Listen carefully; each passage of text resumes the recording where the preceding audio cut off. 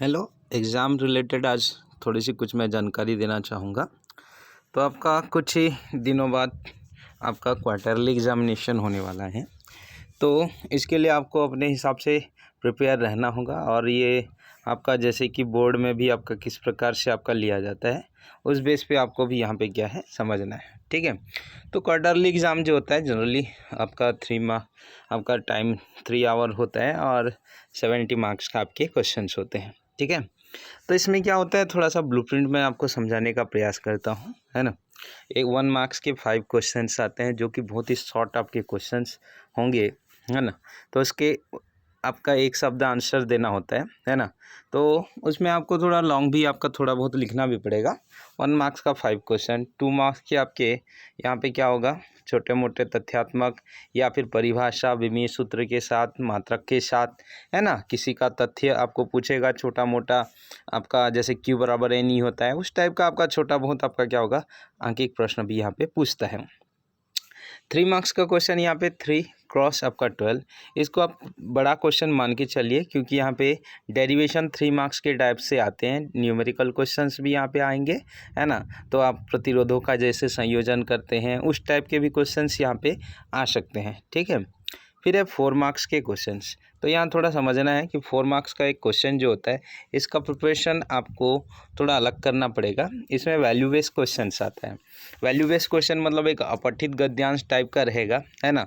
और वहाँ पे आपके क्या होंगे 4 आपके क्वेश्चंस रहेंगे। उसको पढ़ के, हालांकि आंसर उसमें नहीं रहता, आपको कौन से सिद्धांत पर आधारित है उस आधार पे आपको क्या करना है, चारों का आंसर देने हैं। तो इसके लिए आप एक काम कर सकते हैं, हर बुक के पीछे में क्या होता है 2 से 3 आपका वैल्यू बेस्ड क्वेश्चंस होता है। तो अभी तक 4 चैप्टर्स आपके जितने भी मैं सिलेबस बताऊंगा, जितने भी चैप्टर्स हैं सब चैप्टर्स के पीछे में आपका वैल्यू बेस्ड क्वेश्चन आपको मिल जाएंगे। ठीक है। उसके बाद 5 मार्क्स के 3 क्वेश्चंस यहाँ पे आएंगे, है ना। तो 5 मार्क्स के जो 3 क्वेश्चंस यहाँ पे आएंगे उसको ध्यान से देखना है। किसी में आपका भी हो सकता है कि उसमें आपका क्या हो, अथवा हो, है ना। तो यहाँ ज़्यादातर आपका क्वार्टरली में एक आध में रहेगा, है ना। 4 मार्क्स में 3 मार्क्स में भी 1 या 2 क्वेश्चन में आपका अथवा रहता है। 12 क्वेश्चन से यहाँ पे आएंगे, है ना। तो इसके लिए भी आपको अथवा आपको 1-2 मिल जाएगा, है ना। तो यहाँ पे 5 मार्क्स में तो पूरे के पूरे तीनों में भी रहते हैं। ठीक है। तो इस प्रकार आपका क्या हो जाएगा, ये आपका ब्लूप्रिंट है ना 70 मार्क्स के।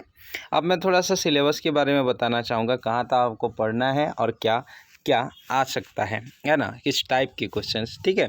तो देखिए मैं ऐसे तो क्वेश्चन तो बताऊंगा नहीं, है ना। पर यहाँ पे देखिए स्थिर विद्युत क्षेत्र, इसमें कोई लोग बोल रहे थे कि सर अक्षीय स्थिति कट गया है, निरक्षीय स्थिति कट गया है। कुछ नहीं कटा है, याद रखिएगा, है ना। इसमें सब चीज़ें हैं, है ना। तो पहला पार्ट और दूसरा पार्ट लगभग आपका क्या होता है, पूरा का सारा आपको अभी तक जितना भी पढ़ाया गया है वो सारी चीज़ को फिलहाल तो क्वार्टरली में आपको पूरा ही पढ़ना पड़ेगा, है ना। तो यहाँ पे कोई कटने का कोई चांसेस नहीं है ना। यहाँ पे सारे चीज़, हालांकि यहाँ पे जैसे बोल रहे हैं कि वान डी ग्राफ जनित, है ना, संचित ऊर्जा के टॉपिक में ही वान डी ग्राफ आ जाता है। तो ये वान डी ग्राफ भी इसके अंदर आपका आ सकता है।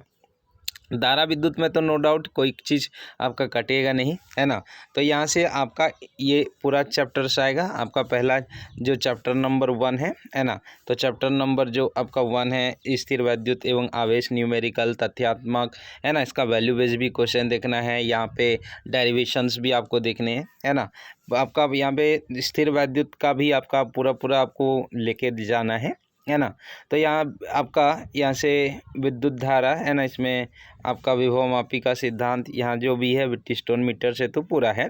अब देखिए आगे यहाँ पे 4th नंबर चैप्टर को हम लोग कहाँ तक पढ़ें, ध्यान दीजिएगा। 4th नंबर चैप्टर अभी तक मैं जहाँ तक आपको पढ़ाया हूँ वहाँ तक, इससे आगे मैं और अभी नहीं पढ़ाऊँगा, इससे तैयारी आपको करवाता हूँ 1-2 दिन, है ना। तो इसमें कहाँ तक आपको पढ़ना है देख लीजिए।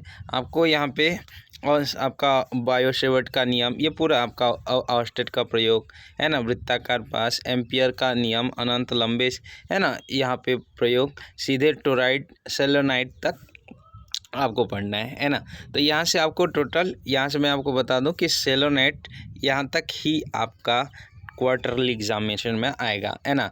आगे यहाँ पे और नहीं आएगा। गतिमान आवेश पर बल, जो एक लास्ट टॉपिक मैंने आपको लॉरेंज बल पढ़ाया, और लॉरेंज बल आपका आएगा नहीं। एम्पियर के नियम जो लास्ट है वहाँ तक आपका, यहाँ ज़्यादातर डेरिवेशन भी आने के चांसेस होते हैं, है ना। तो यहाँ तक आपको यहाँ तक आपको पढ़ना है, और यहाँ तक आपको एग्ज़ाम्स में आपके क्वेश्चंस आएंगे, है ना।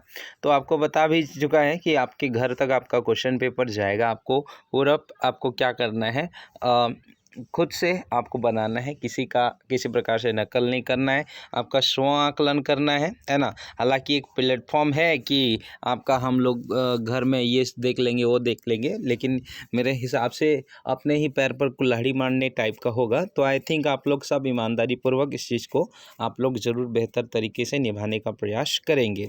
और किसी प्रकार का आपका डाउट है ना, किसी प्रकार आपको समस्या होगा, तो आप जैसे यहाँ पे चैप्टर 2 भी है, कोई सा अगर आप लोग मेरे को बोलते हैं कि कोई डाउट है, कोई पॉइंट समझ में नहीं आया, तो उसके लिए मैं एक वीडियो या फिर आपका वेबएक्स है ना, तो यहाँ पे वेबएक्स में आपको क्वेश्चंस करवा सकता हूँ, उसको पढ़ा सकता हूँ। तो आप मेरे को बोल सकते हैं अगर आपको किसी प्रकार का चाहिए। तो फिलहाल तो आपको फर्स्ट चैप्टर मैंने आपको पढ़ा भी दिया था दोनों साइड से, है ना। थर्ड और आपका फोर्थ का यहाँ पे गुणात्मक जो भी आपका सेलेनॉइड है, इतने दूर तक आना है। तो आपको घर में इसके लिए तैयारी अभी से करना स्टार्ट करेंगे। अभी थोड़ा सा इसमें हम पढ़ाने में भी ब्रेक करेंगे, अभी डाउट ही क्लियर किए जाएंगे। जिसका जो भी नहीं बन रहा है उन डाउट्स को आपको मेरे को पूछना है, ठीक है। तो आशा करता हूँ आप अच्छे से तैयारी कीजिए, फर्स्ट एग्जामिनेशन है। आप सभी को ऑल द बेस्ट, धन्यवाद।